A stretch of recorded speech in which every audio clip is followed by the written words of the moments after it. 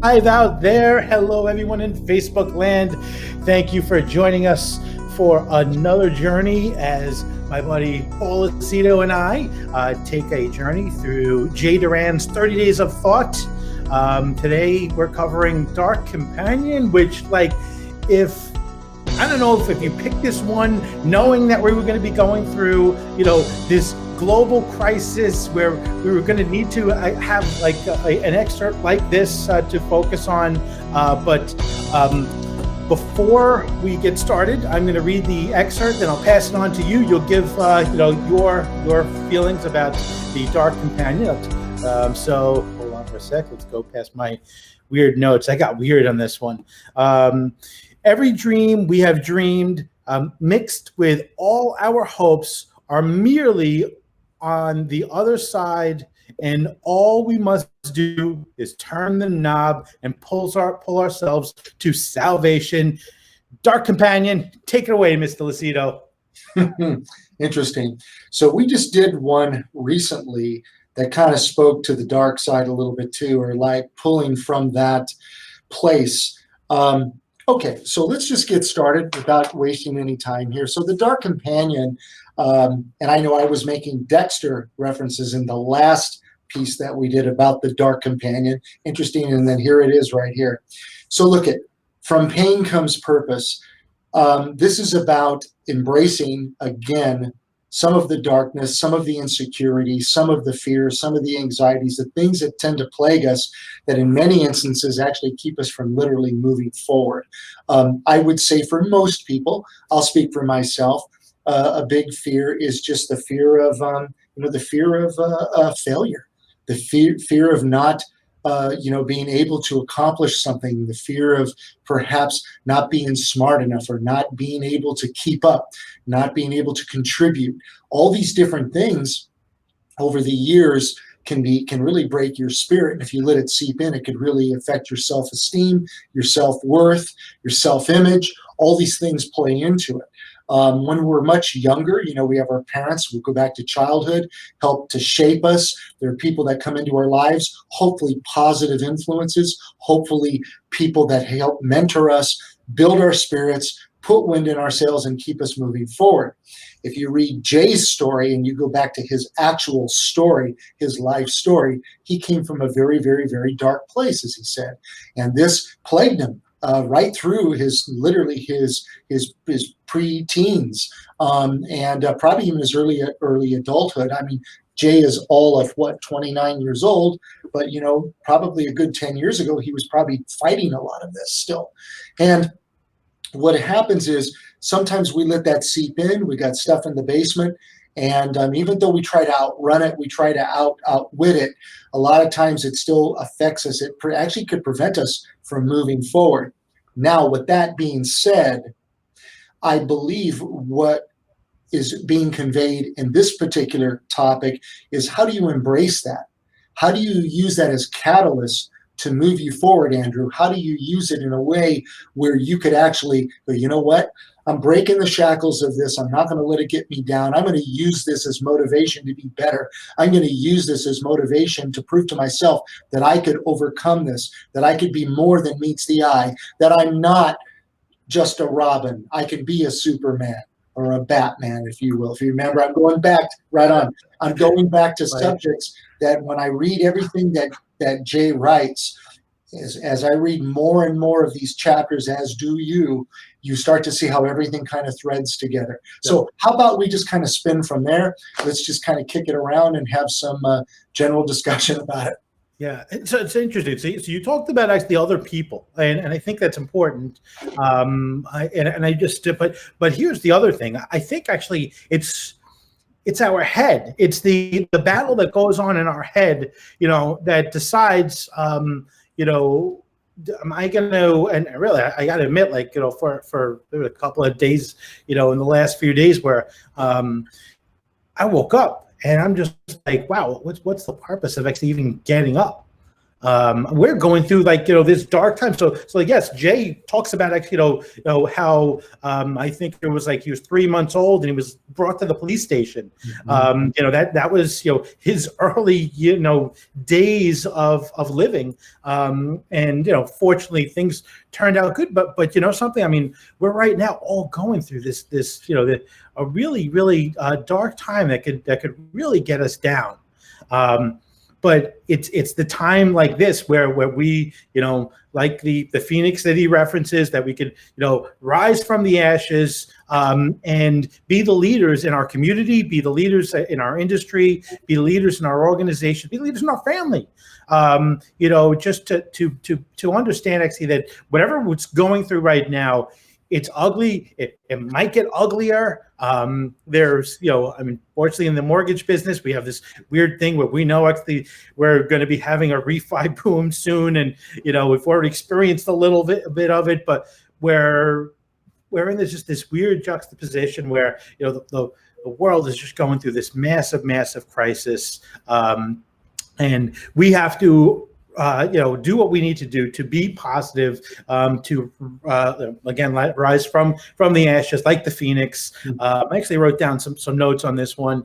Some of my I don't even actually feel like I should even be sharing, but it's basically it's like the dark times, the worst times like this, where we show our true character, and we show actually our ability to kind of to help others and support others. And I look back to this. I see some of the best originators today came from the worst times of our business. You look actually at you look at my buddy Shashank. I mean, got into this business in 2008. It's the worst time that you could possibly get into the business. But something. He just built an unbelievable business and did, I forget, like 600 transactions last year, but with only 3 processors. It's amazing. And there's so many stories like that of people actually came from really dark times, got into the business in 2008 when it was the worst time you could possibly get into the business, and just rose above everything. So it is ugly out there. We know how it is. I was driving around last night and I got scared, man. The signs say, "Stay home, stop the spread." That's not the highway signs that say, buckle up, watch out, pull over for emergency vehicles. Said, "Stay home, stop the spread." Like, that was scary when I saw that. But can't let that cloud our mind. We can't let that pollute what's going on. We have to be leaders. Tomorrow, actually, I've got the pleasure of being part of a Facebook Live where we have Mike Rosen, who's the head of the Cleveland Clinic, Barry Habib's personal doctor, is going to share some information that we all need to pay attention to about the coronavirus, and this is not information that's coming from a news bias. We're not selling any news on it, selling any ads on it. It's just raw information that we as mortgage professionals can absorb and hopefully take this information back to our communities and share. That's about it. I know we came off actually from the Dark Companion into a little commercial for the Facebook Live we're doing tomorrow, but I think it's important that we do what we need to do to kind of be out there and be leaders in our communities and in our industry now. Well, and you said quite a bit there, brother. I know. Here's my thoughts. Okay, so let's break this and let's bifurcate this a little bit. Number one, let's address your point. And your point is now, of course, we're in the middle of a crisis. We all know that. It's a very interesting and unsettling time that we're in. We've been through times like this before, so I think for most people, my humble suggestion to everybody, and I've been trying to put this out there as I do a few little podcasts, and I just met with a restaurant owner locally out here in Corona, California. Corona has no tie in with coronavirus. Basic cross your mind. And what what struggles is he going through right now? You know, they're kind of on lockdown. They only are allowed to do takeout right now. It's starting to kind of affect us a little bit. It's, you know, the parking lot for the most part, I'm looking out here, looks pretty good. There's a few of us that do like to come into work, but I will be honest, my whole entire marketing team is all working remotely. Every office as you walk down the hall is replaced with the sign working from home. And they're doing a great job. Thank God for technology. I'll use some of the terminology. Kevin would say, don't lead with tech, leverage tech. Right now, we are leveraging tech. Literally, this is the time to leverage technology. This is the time to put that to use to get the rubber to the road. Now, with regard to the coronavirus, I'm no medical expert. I can't speak on it intelligently. Yes, we're taking some precautionary measures in my family. We're all trying to make sure we keep our hygiene up to snuff in terms of continually washing our hands. Here, I've even got my antibacterial soap. I hope Darla saw that. She'll be proud of me. But anyway, at the end of the day, you also cannot live in fear. You can't let this just completely cripple you. So yes, right now is a good time to exercise those leadership skills to help others who might not be as sure-footed, who might be feeling a little distraught or unsettled.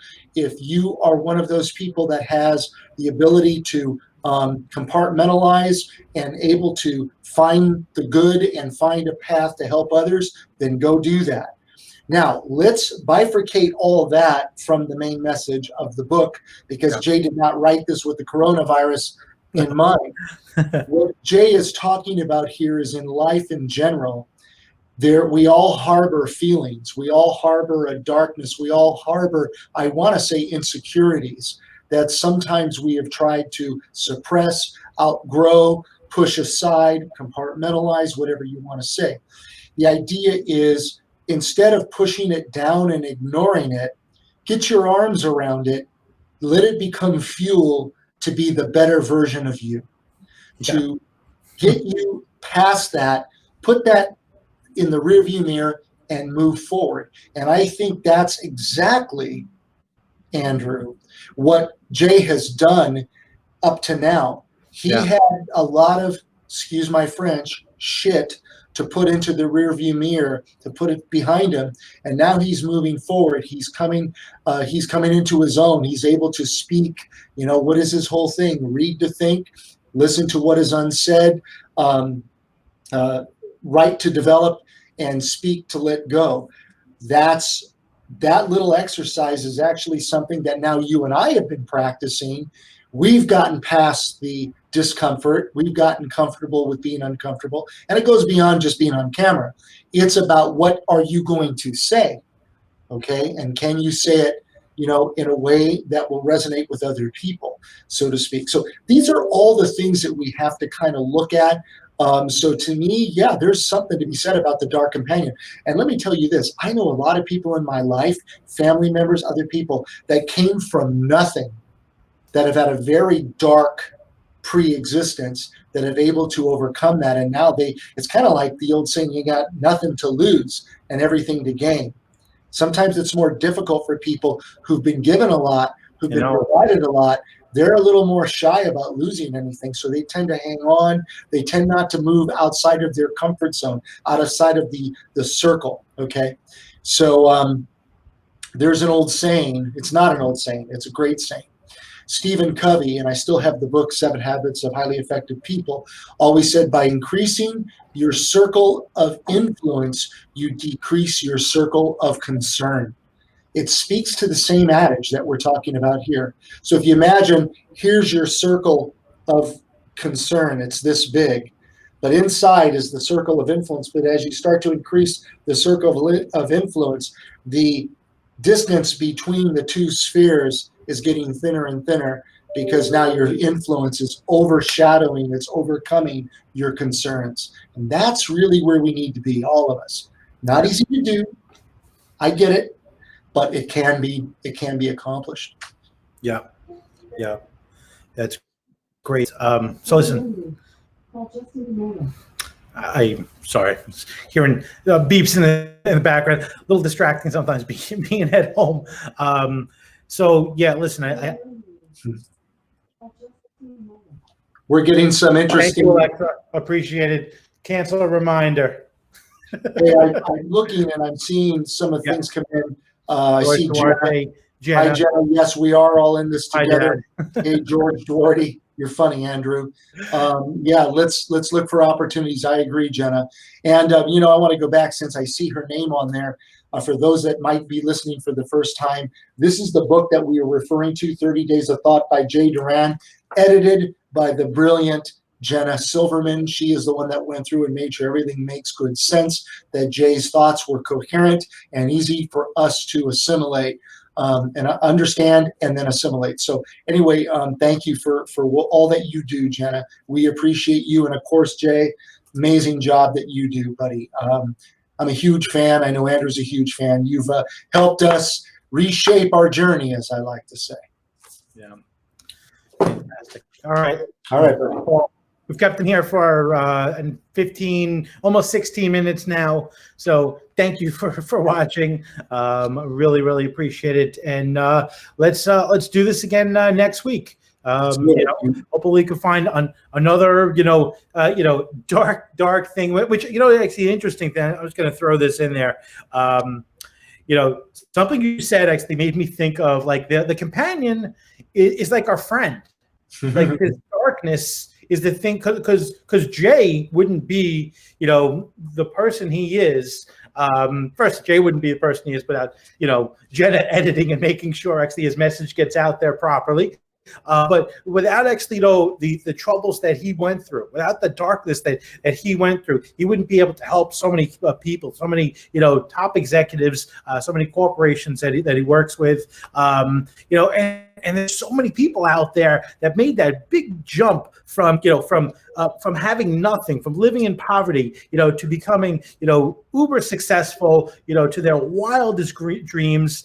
And I think that I feel like, that huge leap only happens, when you face actually these dark times, to have such a, to go from this to so far in your life, that companion, that dark companion is your friend. It was certainly Dexter's friend. All right, so I'm going to read for you. Let's do this one. Let's do humanity. Okay, it's on page 125, and I'll read you the quick. Well, it's not that quick. Oh yeah, it is. Here we go. Here's the abstract.